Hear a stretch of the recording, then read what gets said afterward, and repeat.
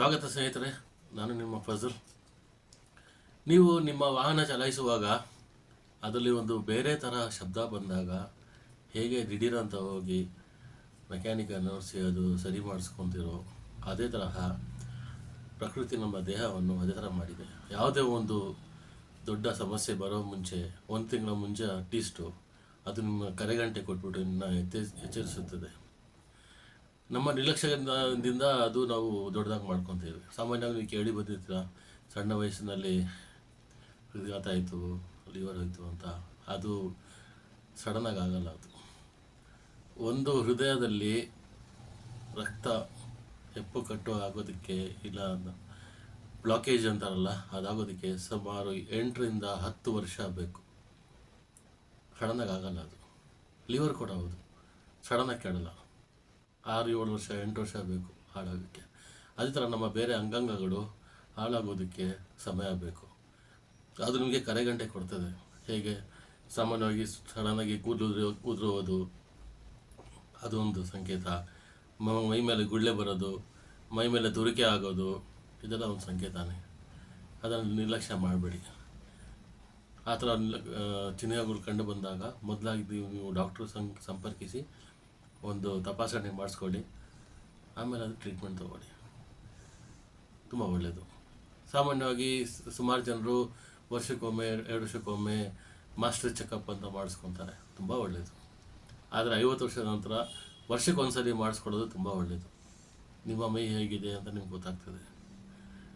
ನೀವು ಯಾವುದೇ ರೋಗ ಬರದೇ ಇರೋಂಥ ಸಂದರ್ಭ ಬೇಕಂದರೆ ನೀವು ಬೆಳಿಗ್ಗೆ ಎದ್ದ ತಕ್ಷಣ 1-2 ಗ್ಲಾಸು ಬಿಸಿ ನೀರು ಕುಡೀರಿ. ತುಂಬ ಬಿಸಿ ನೀರಲ್ಲ, ಉರಿ ಬಿಸಿ ನೀರು ಕುಡೀರಿ. ಇಲ್ಲಾಂದರೆ ನಾನು ಹೇಳೋ ಒಂದು ಮನೆ ಮದ್ದನ್ನು ಪಾಲಿಸಿ. ಇಲ್ಲ ಯಾವುದೂ ಬೇಡ ನನಗೆ, ನಾನು ಏನೂ ತಿನ್ನಲ್ಲ, ನೀರು ಕುಡಿಯಲ್ಲ ಅಂತ ಅಂದಾಗ ಉಪವಾಸ ಮಾಡಿ. 16 ಗಂಟೆ ಏನು ತಿನ್ನಬೇಡಿ, ಬರೀ ನೀರು ಮೇಲಿರಿ. 32 ಗಂಟೆ ಉಪವಾಸ ಮಾಡಿ, ನೀರು ಕುಡಿಯಿರಿ ಮಾತ್ರ, ಏನು ತಿನ್ನಬೇಡಿ. ಯಾವುದೇ ಒಂದು ರೋಗ ಸಂಕ್ರಮಣ ಆದಲ್ಲಿ ಒಂದು ಹೊರಗಡೆ ಬಂದಾಗ ಅದು ತಾನಾಗಿ ಸತ್ತೋಗ್ತದೆ. ಈ ಥರ ಮುಂದಿನ ವೀಡಿಯೋಗಳಲ್ಲಿ ನಾನು ಇನ್ನೂ ಡೀಟೇಲ್ಸ್ ಕೊಡ್ತೀನಿ ನಿಮಗೆ. ಈಗ ಮೊದಲಾಗಿ ಹಾರ್ಟ್ ಬ್ಲಾಕೇಜು ಇದು ಜಲ್ದಿ ಆಗಲ್ಲ, 8ರಿಂದ 10 ವರ್ಷ ಬೇಕು. ನಾವು ತಿನ್ನೋ ಪದಾರ್ಥ, ನಮ್ಮ ಆಹಾರ ಶೈಲಿ, ಆಹಾರ ಪದ್ಧತಿಯಿಂದ ಬರುತ್ತೆ. ಸುಮಾರು ಜನ ಹೇಳ್ತಾರೆ ಹಾರ್ಟ್ ಹೆರಿಡಿಟರಿ ಪ್ರಾಬ್ಲಮ್ ಅಂತ.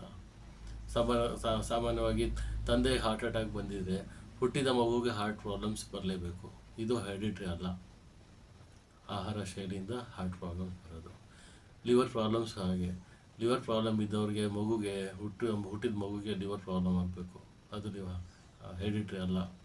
ಲಂಗ್ಸ್ ಪ್ರಾಬ್ಲಮ್ಮು, ಯಾವುದೇ ಪ್ರಾಬ್ಲಮ್ ಆಗಲಿ ಹೆರಿಡಿಟರಿ ಆಗಿ ಬರೋಲ್ಲ. ತುಂಬ ರೇರ್ ಕೇಸಲ್ಲಿ ಹೆರಿಡಿಟರಿ ಪ್ರಾಬ್ಲಮ್ಸ್ ಬರೋದು.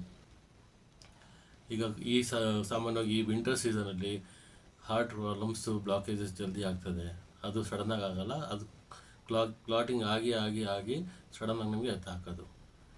ನೀವು ಮನೆ ಮದ್ದನ್ನು ಮಾಡಿಕೊಂಡು ಕ್ಯೂರ್ ಮಾಡ್ಕೊಳ್ಳಿ.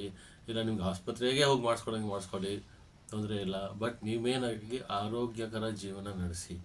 ಇದನ್ನು ಕೇಳ್ಕೊತ ನಾನು ನನ್ನ ವೀಡಿಯೋನ ಬೆಂಬಲ ಮಾಡಿ, ಸಪೋರ್ಟ್ ಮಾಡಿ. ಯಾರು ಸಬ್ಸ್ಕ್ರೈಬ್ ಮಾಡಿಲ್ಲ ಸಬ್ಸ್ಕ್ರೈಬ್ ಮಾಡಿ, ಬೇರೆಯವ್ರಿಗೆ ಶೇರ್ ಮಾಡಿ. ಈ ಥರ ಇನ್ಫಾರ್ಮೇಟಿವ್ ವೀಡಿಯೋಸ್ ತೊಗೊಂಡು ನಾನು ಬರ್ತಾಯಿರ್ತೀನಿ. ನಿಮ್ಮ ಬೆಂಬಲ ನನಗೆ ಬೇಕು. ಧನ್ಯವಾದಗಳು ಫ್ರೆಂಡ್ಸ್. ಜೈ ಕರ್ನಾಟಕ.